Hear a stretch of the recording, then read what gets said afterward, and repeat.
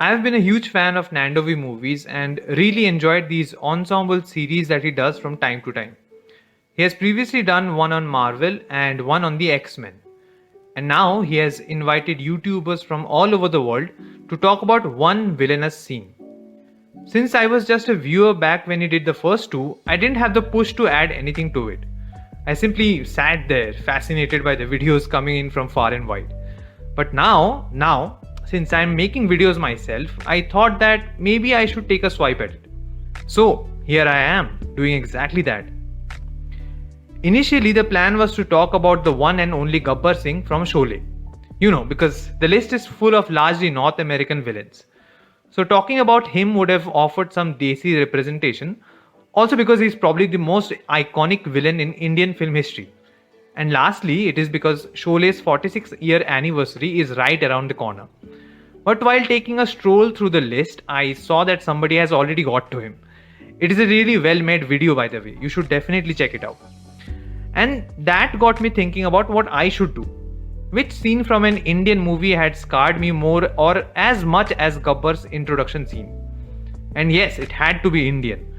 It took me a few minutes, but the answer dawned on me. It was from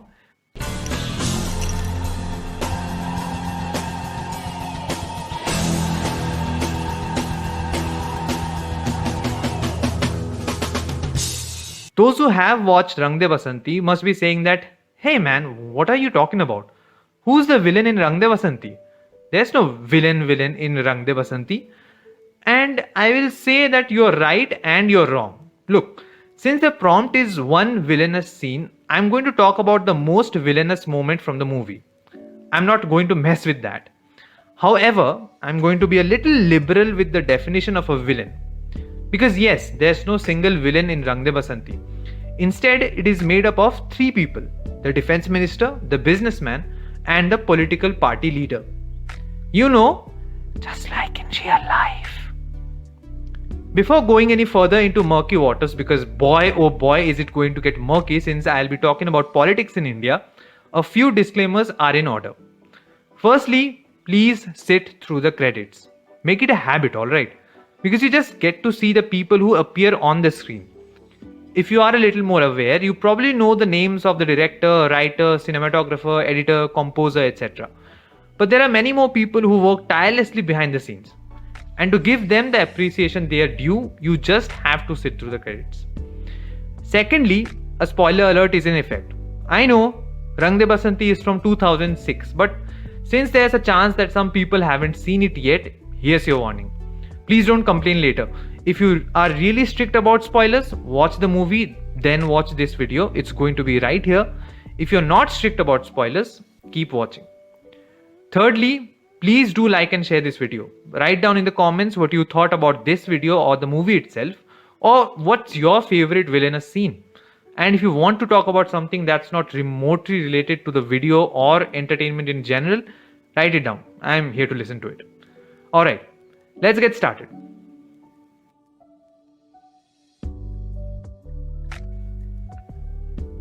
The actual scene in question that has haunted me for the past 15 years is around 24 seconds in length, and around 4 lines are uttered in that scene.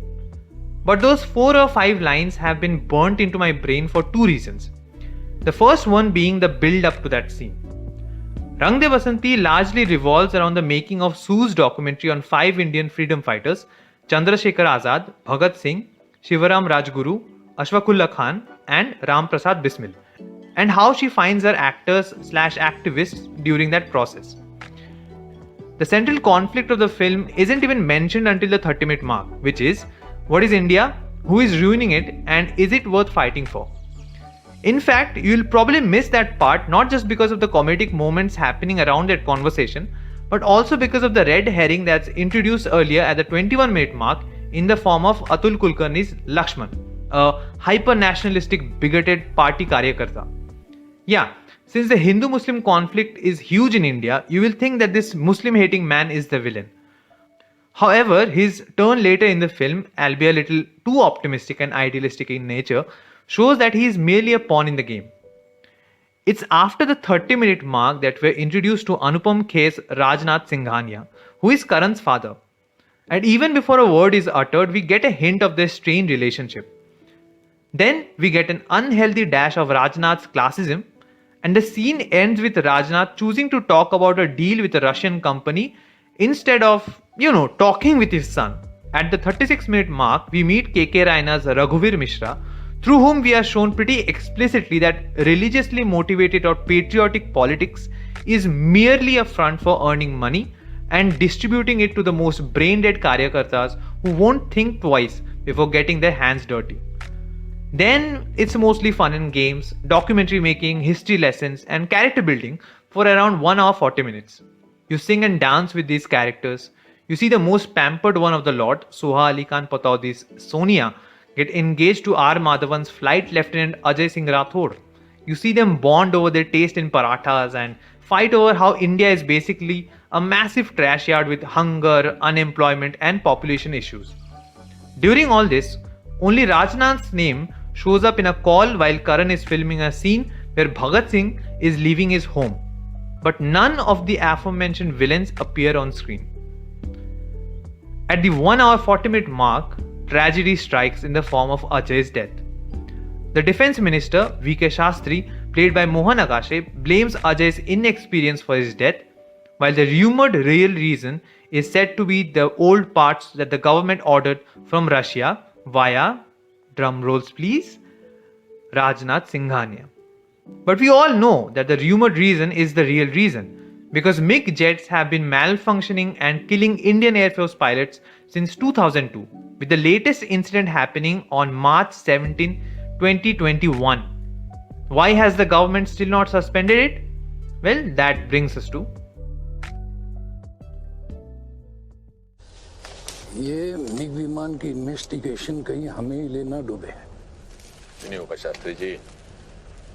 Public की याददाश्त बहुत कमजोर होती है, बाकी हम संभाल लेंगे। मरे हुए सैनिक की खबर मीडिया में बहुत समय तक जिंदा रहती है। देश पर शहीद होने के लिए तो सेना में भर्ती होता है Shastri ji. Watching this scene now, especially with the whole Rafale scandal and religious discrimination going on in the country, really gets to my nerves. Let's first talk about this frame. The defense minister represents the government, which is a public organization running on public money. So why the hell is he so close to a private player? Why is the private player who, like any other private player in the world, prioritizes his self-interest over everything else, getting so cozy with someone from the government?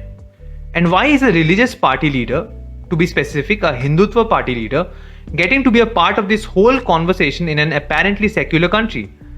And as you ask these questions, you start to get it. That these are the people who are behind everything that's wrong with the country. They're miles away from the common folk, they have their own agendas, and the worst part is that the only thing they care about is the smooth flow of money down the line. Ideally, this frame should send a shiver down one's spine. Does it though? I don't know. Well, the writers and the director certainly tried with the help of these deeply specific lines. By the way, I just want to remind you that this scene plays after the defense minister publicly accused the dead pilot of dying because of his inexperience. And the first thing that he says in private is that the deal, the alliance, the government and the party shouldn't be harmed in any way due to the investigation into this MiG crash. A lot of people defend government representatives by saying that the stuff they say publicly doesn't exactly reflect their personal sentiments. Minus the politics and job related stuff, they're great human beings. Yeah, no, they're not. If they don't care about you, the people in public, they for sure don't care about you in private. Not even if you are an IAF pilot. You have to be really naive and thick-headed to think otherwise. But you know what? That's not even the worst thing. The worst is what Rajnath says. He says that public memory is weak. So they will just forget about it all. The death, the government's involvement, the private agency's involvement, everything. And after that, while looking at the religious leader, he says that they are there to take care of the rest of it. Which usually means that they will cause some kind of distraction by poking at the never-ending Hindu-Muslim divide in India to take the public's mind off the burning issue. The first time I had heard these lines, I was like, nah, this can't be that simple. We're talking about millions of people here. We can't just forget and let injustice after injustice happen, right? Right? Well, the Nandigam violence happened. We forgot about that. The Kandhamal violence happened. We forgot about that.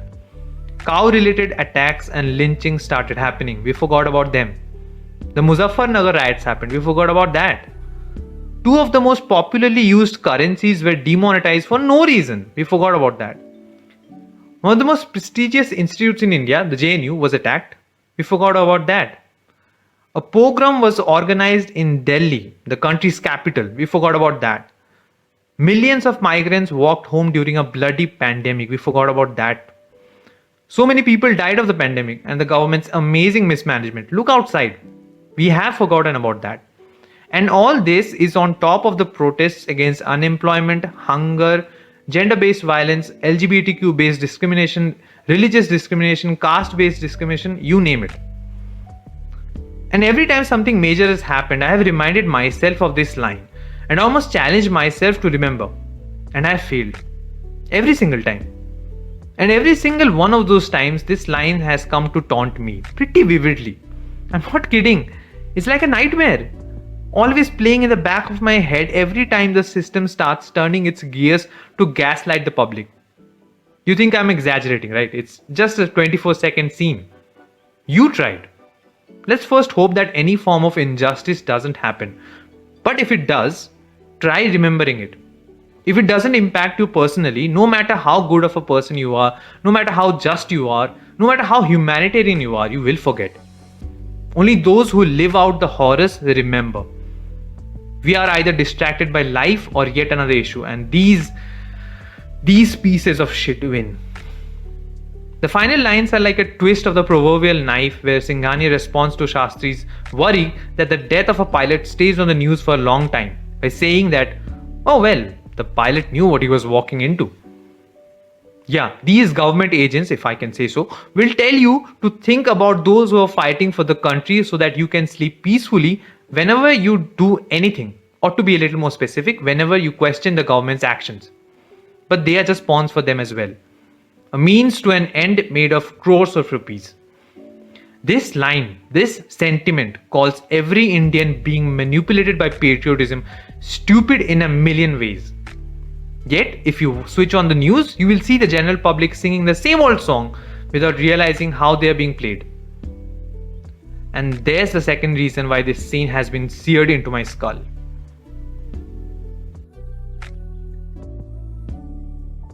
Everyone knows how the movie ends. The defense minister is killed, so is Rajnath Singhania, DJ and his friends are killed.